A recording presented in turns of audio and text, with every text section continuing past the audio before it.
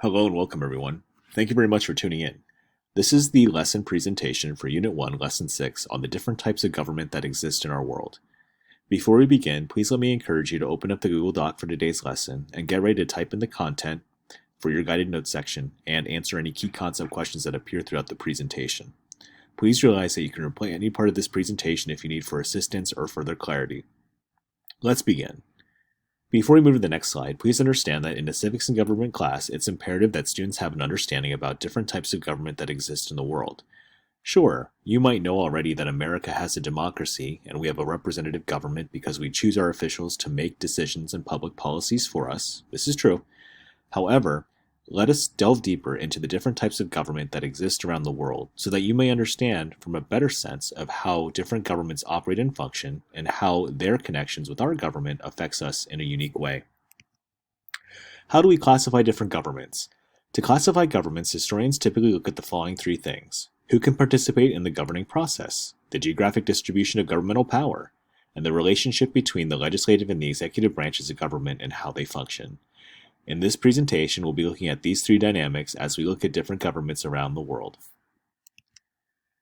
This map here accurately displays a general breakdown of free, partly free, and not free countries around the world.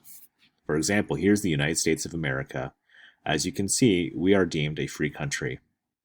You might be familiar with other countries too. As you can see, most of the European countries here, from England, France, Germany, Spain, have generally free countries. You'll see some partly free countries around the world, classified in yellow, and of course not free countries in red. Here's China, for example, here's Russia, here's Saudi Arabia, and here of course are many African countries. This map further explains the political breakdown of different governmental systems around the world, which we'll be doing right now. The world is in fact unique and dynamic, and the governmental systems that rule those different countries must be understood. Let's look at democracy. A democracy is where people have supreme political authority. Government is conducted only with the consent of the people who are willing to be governed. And democracy can be both direct or indirect. Please recall that for the well-being of government to function, there needs to be some level of participation by someone to make things operate. And in democracy, it's where the people have the power. An indirect democracy, also known as a representative democracy, works in a way where a group is chosen by the people to create public policies. This could exist at the national, state, and local levels of government. For example, think the United States of America. A direct democracy, however, is also known as pure democracy. This is where the people themselves create policies, and this only works at smaller local levels of government. An example of this might be the Swiss cantons, or clubs and organizations, who might let their members decide every action that's taken by their direct organization. Dictatorships also exist. Dictatorships are known to be authoritarian in nature. They have absolute and unchallengeable power over their people. Dictatorships are basically those who rule and not held responsible by the people. They can pretty much do whatever they want within their own confines. Dictatorships are known for being the oldest and most common form of government in history. For example, there's Fascist Italy, Nazi Germany, and the Soviet Union. Dictatorships can be autocratic or even oligarchic or oligarchies. If you're not familiar with those two words, let us delve deeper and explain what that actually means. An oligarchy is where power is held by a small, self-appointed elite group of people. This could be military, religious leaders, family members, etc. Examples of this would be Saudi Arabia, Iran, and Russia. In an autocracy, this is where a government in which a single person holds unlimited political power. This is where a ruler who keeps power or state control of all life over the citizenry. An example of this would be maybe North Korea, Syria, Zimbabwe, and Belarus in Europe. And there's theocracies. Theocracies are legal systems of a state based on religious laws. Iran, for example, is a present-day theocracy, and typically theocracies invoke laws that are passed in the government but are compatible with religious doctrines or moral codes of religions.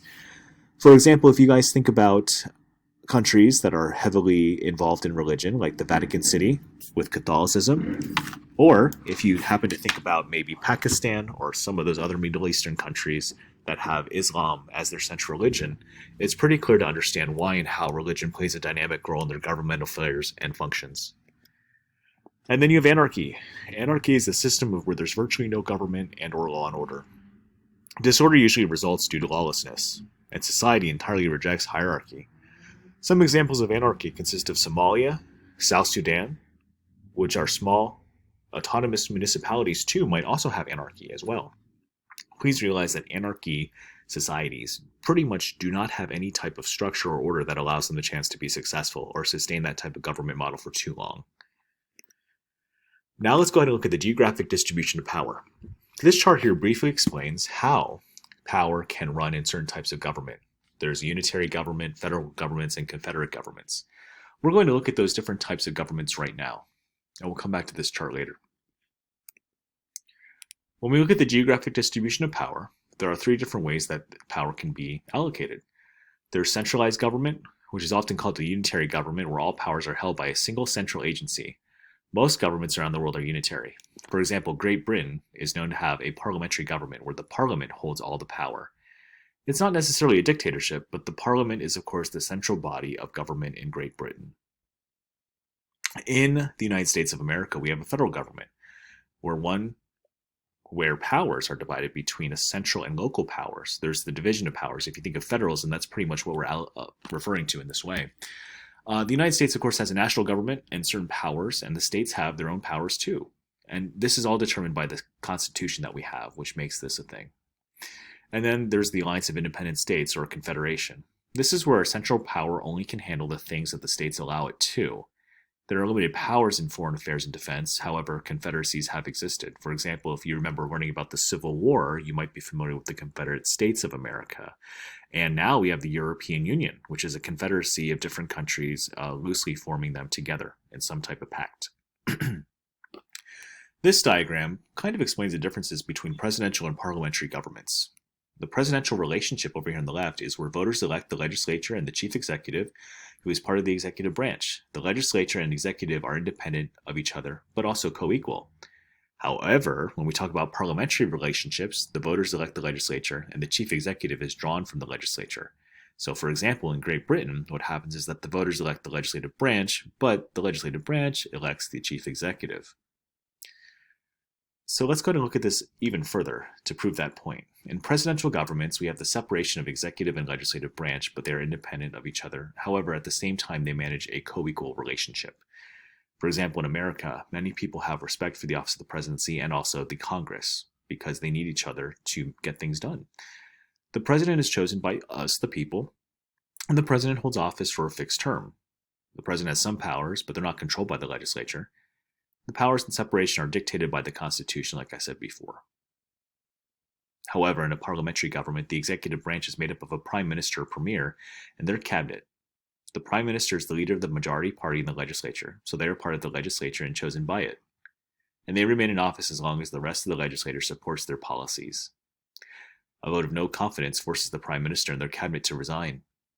And the makeup majority of governmental systems in the world, like we said, have parliamentary systems. This eliminates some of the deadlock that exists in presidential government. For example, guys, many people think that our system of government is weak and ineffective. However, the benefit of having a parliamentary government is that our elected officials can get things done because they move so with people who they elected to the top positions from the legislature. So please go ahead and complete the rest of the lesson accordingly. And of course, try your best to finish the graphic organizer provided, which looks at different forms of government by offering clues and pictures. Thank you very much.